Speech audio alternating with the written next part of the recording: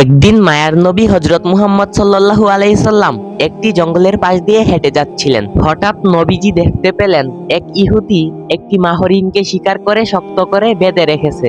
দয়ার নবীকে দেখা মাত্রই হরিণটি লুনা জ্বালিয়ে শুরু করলো এবং মানুষের ভাষায় বলতে লাগলো, ইয়া রাসূলুল্লাহ, ইয়া হাবিবাল্লাহ, আজকে সকালে আমি আমার বাচ্চাদেরকে বাসায় রেখে খাবারের সন্ধানে বের হয়েছিলাম। হরিণটি বলল, হে আল্লাহর নবী, ওই সময় এই ইহুদিটা আমার সামনে আসে এবং আমাকে বন্দী করে ফেলে। সকাল থেকে আমি এখানে বন্দী।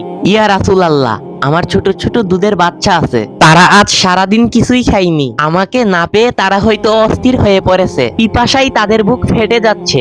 হরিণটি আকুতি জানিয়ে বলল, ওগো আল্লাহর হাবিব, আমি শেষবারের মতো আমার সন্তানদের সাথে দেখা করতে চাই এবং তাদের দুধ খাওয়াতে চাই। দয়া করে আপনি এর একটা ব্যবস্থা করে দিন। হরিণের এই করুণ আর্জি শুনে দয়ার নবীর অন্তর কেঁদে উঠল। তিনি ইহুদিকে ডেকে বললেন, হে ইহুদি, তুমি কেন এই অবলা প্রাণীটিকে আটকে রেখেছ?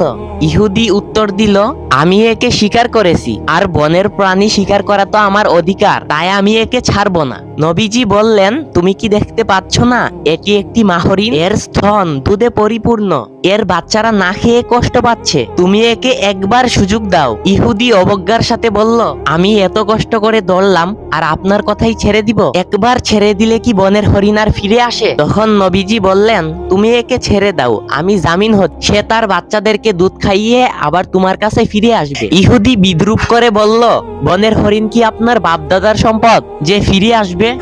শিকার করা প্রাণী ফিরে আসার কি কোনো নজির আছে? যখন ইহুদি কোনোভাবেই রাজি হচ্ছিল না, তখন নবীজি বললেন, তবে এক কাজ করো, তুমি হরিণটিকে ছেড়ে দাও আর তার বদলে আমাকে এখানে বেঁধে রাখো। হরিণ না ফিরলে তুমি আমাকে সারা জীবন বন্দি করে রেখো।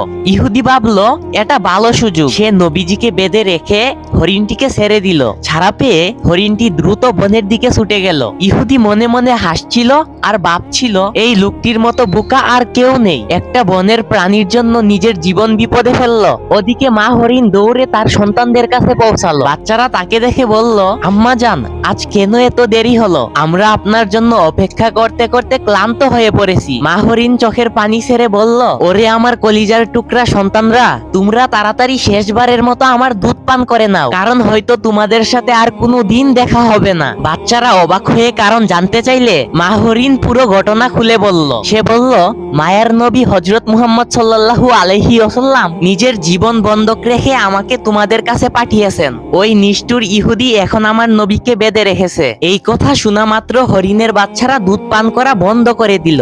তারা বলল, আম্মা জান, আপনি কি বলছেন? মায়ার নবী বন্দী আর আমরা দুধ পান করব? এটা অসম্ভব। চলুন, আমরাও আপনার সাথে যাব। নবীজির সামান্য কষ্টও আমরা সহ্য করতে পারবো না। কিছুক্ষণ পরে ইহুদি দেখলো বনের ভেতর থেকে কেবল শুধু মা হরিণই নয়, তার সাথে ছোট ছোট বাচ্চারাও দূরে আসছে। এই দৃশ্য দেখে ইহুদি থমকে গেল। হরিণটি নবীজির সামনে এসে ক্ষমা চেয়ে বলল, ইয়া রাসূলুল্লাহ, আমার আসতে দেরি হওয়ায় আপনি কষ্ট পেয়েছেন, আমাকে ক্ষমা করুন। নবীজি ইহুদিকে বললেন, হে ইহুদি, এখন তো বিশ্বাস হলো, এই নাও তোমার শিকার, সাথে তার বাচ্চাদেরকেও নিয়ে এসেছে। ইহুদির পাথর মন এক মুহূর্তেই গলে গেল। সে চিৎকার করে বলে উঠল, ইয়া রাসূলুল্লাহ, বনের পশু পাখি যার মায়া বুঝে, তিনি নিশ্চয়ই আল্লাহর সত্য নবী। আমাকে আর হরিণ দিতে হবে না, আপনি আমাকে কালেমা পড়িয়ে মুসলমান করে দিন। সুবহানাল্লাহ। যদি আজকের এই ভিডিওটি আপনাদের কাছে ভালো লেগে থাকে, তাহলে ভিডিওতে অবশ্যই একটি লাইক দিতে ভুলবেন না এবং আমাদের চ্যানেলে নতুন হলে সাবস্ক্রাইব করে দিন।